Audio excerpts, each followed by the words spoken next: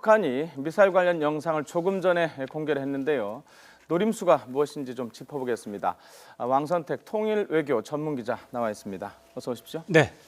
자, 영상을 보셨죠? 네네. 자, 물론 두 기자의 리포트에도 있었지만 보시고 좀 특징적인 면이 뭐가 있을까요?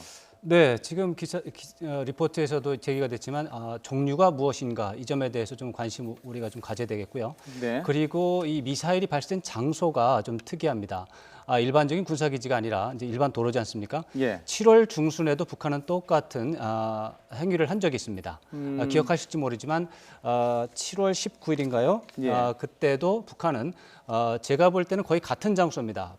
평양과 개성을 잇는 고속도로상의 평양 남쪽에 한 20km, 30km 남쪽 지점에서 모든 차량을 정지시키고 도로상에서 미사일을 발사했습니다. 지금 보면은 그 넓은 영상을 보면 고속도로상으로 좀 추정이 되네요. 그렇죠. 예. 네, 지난 7월 중순에도 저렇게 생긴 장소에서 발사가 이루어진 사진이 있습니다. 그리고 그때도 노동 미사일과 스커드 미사일을 섞어서 3발을 발사했습니다. 그리고 그때도 역시 동해를 향해서 발사가 됐고요. 네. 상당히 유사점이 있습니다. 그 점이 좀 특이해 보이고요. 네. 그다음에 당연히 날짜가 왜 하필 지금인가 이런 거에 대해서 관심이 있겠고요. 그렇습니다. 예. 가장 먼저 미사일의 형태, 미사일의 종류 이것에 대해서 좀 관심을 가질 필요가 있을 것 같습니다. 예.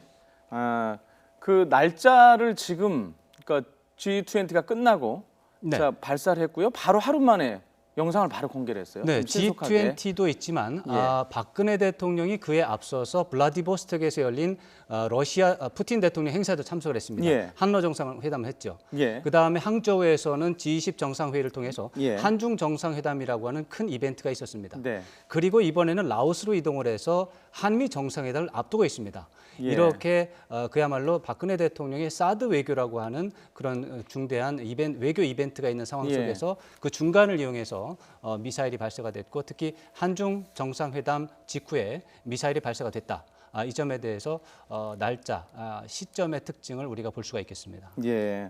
자, 조금 전에 저게 과연 어떤 미사일일 것이냐, 네. 뭐 스커드냐, 노동이냐 뭐 네. 논란이 있는데요. 어떻게 보십니까? 그게 지금 제가 봐서도 과연 노동인지 스커드인지 좀 헷갈리긴 한데 네. 우리가 몇 가지 정보가 있습니다. 이제 형상이 일단 있고 1,000km를 날아갔다는 거 아닙니까? 네. 1,000km를 날아갔다면 저것은 둘 중에 하나입니다. 노동 미사일 아니면 스커드 계열 중에 스커드 ER이라고 하는 종류의 미사일이 있습니다. 네. 스커드 ER이라고 하는 것은 그 자료에는 있었지만 실제로 본 적도 없고 있는지 없는지 논란이 좀 있었던 그런 형태입니다. 스커드 미사일은 대개 300km나 500km 두 가지 종류, 스커드 C와 D 두 가지만 알려져 있었고 그 다음 1,000km 이상 나가면은 그것은 노동이다. 1,300까지는 노동이다. 이렇게 알려져 있었는데 이게 하필 1,000km를 날아갔습니다. 근데 그러기 때문에 이제 당연히 노동 미사일로 추정을 한 것이죠. 근데 네. 그림이 나왔습니다. 사진을 보니까 꼭지 모양이 아주 원통형, 가파른 원통형 모양입니다. 저것은 스커드의 모양에 좀 더 부합합니다. 저렇게 봤을 때 당연히 이거는 스커드가 아닌가. 전문가라면 당연히 스커드라는 생각을 해볼 텐데 스커드라면 C와 D는 아니고 네. 당연히 이제 우리가 그동안 보지 못했던 ER 종류가 아니겠느냐. 그래서 아마 지금 정보 당국에서는 이것이 노동 미사일 일반형이냐 아니면 스커드 ER이냐 이 두 개의 종류 중에서 어느 것인가 이렇게 지금 판단할 텐데 스커드 ER 쪽이 조금 더 무게가 실릴 것 같습니다. 그 노동과 스커드에 큰 차이가 있습니까? 예. 스커드 미사일이라고는 오래된 겁니다. 1978년도에 예. 이집트에서 190km짜리 사거리를 들여온 것을 가지고 재조립하는 과정을 통해서 1980년대 후반에 이제 독자 설계 가능해서 스커드 C와 D는 기본적으로 남한을 공격하기 위해서 만든 미사일이 되겠습니다. 네. 그런데 이것이 이제 실제적으로 북한을 향한 위협, 군사적 위협 중에는 주일 미군 있지 않습니까? 네. 도쿄를 중심으로 해서 주일 미군이 있는데 주일 미군에 대해서는 스커드 미사일이 전혀 소용이 없지 않습니까? 그래서 사거리를 획기적으로 늘려서 만든 게 노동 미사일입니다. 예. 1994년도 예. 6월에 처음으로 실험에 성공했습니다. 네. 이 노동 미사일이 사거리가 1,000km고 그 후에 개량형이 나와서 1,300km까지 확장이 됐습니다. 그래서 1,000km나 1,300km 사이에 들어가면 당연히 이건 노동 미사일이다. 그리고 그것은 주일 미군을 공격하기 위한 것이다.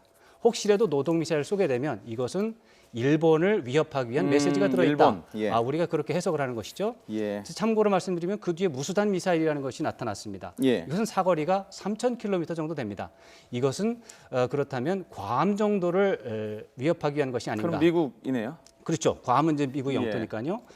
그런 식으로 이제 어떤 미사일을 쏘느냐에 따라서 네. 어떤 나라를 대상으로 위협을 했는가가 나타나는데 이번에 1,000km를 날아갔으니까 노동 미사일이다. 그렇다면 일본을 위협한 것이 아니겠느냐 이런 추정이 나왔는데 스커드 ER이라고 하는 이제 의견이 당연히 나올 수밖에 없는 상황입니다. 저 모양이 당연히 스커드 모양이거든요. 네. 그렇게 되면은 이것은 주일 미군이 아니라 오히려 전쟁이 났을 때 일본 쪽에서 긴급하게 한국으로 들어오는 미군, 증원군을 향해서 위협한 것이 아닌가 이렇게 볼 수가 있거든요. 그렇게 되면은 어제 북한의 미사일 실험의 의도와 배경은 다소 다른 해석이 나올 수 있는 겁니다. 예. 자, 마지막 질문을 하나 더 드려야 되겠는데요. 네. 좀 전에도 나왔는데 이번에 이동식 발사대, 그러니까 네. 고속도로라고 추정이 되지 않습니까? 네, 이것이 가진 의미를 어떻게 봐야 되는 거예요? 당연히 북한은 이동식 발사대에 놓고서 발사를 합니다. 예. 그렇기 때문에 이제 이동식 발사대 자체는 노동 미사일, 스커드 미사일 당연하게 그걸 쓰니까 맞는데 이제 고속도로 상에서 이걸 발사를 한 것은 예. 굉장히 좀 여러 가지 의미가 있다. 7월 중순에 7월 19일 정도 그때 했을 때도 왜 저렇게 고속도로에서 발사했을까 좀 의심이 있었는데 이동식 발사대의 그 유동성, 이동성을 강조하면서 잡을 수가 없다. 사전에 탐지하기가 어렵다. 이런 것을 좀 보여주기 위한 그런 쇼일 수도 있고요. 어쩌면은 대범하게, 대담하게 미국과 한국을 향해서 김정은 체제는 안정적이다. 김정은 체제는 조기 붕괴한다. 이런 식의 논의는 근거 없는 것이다라고 하는 내부 선전용일 수도 있다. 그러기 위해서 좀 더 화면에 굉장히 대담성, 김정은의 대담성을 보여줄 수 있는 그런 화면을 선택한 것이 아니겠는가 그런 추정도 해볼 수가 있겠습니다. 자, 1분 50초의 영상이 그런 메시지를 담고 있다 이거죠. 그런 의도도 있지 않겠는가라고 추정을 해보겠습니다. 자, 지금까지 조금 전에 북한이 공개했던 미사일 관련 영상을 보면서 같이 분석을 해봤습니다. 왕선택 통일외교안보 전문 기자였습니다. 고맙습니다.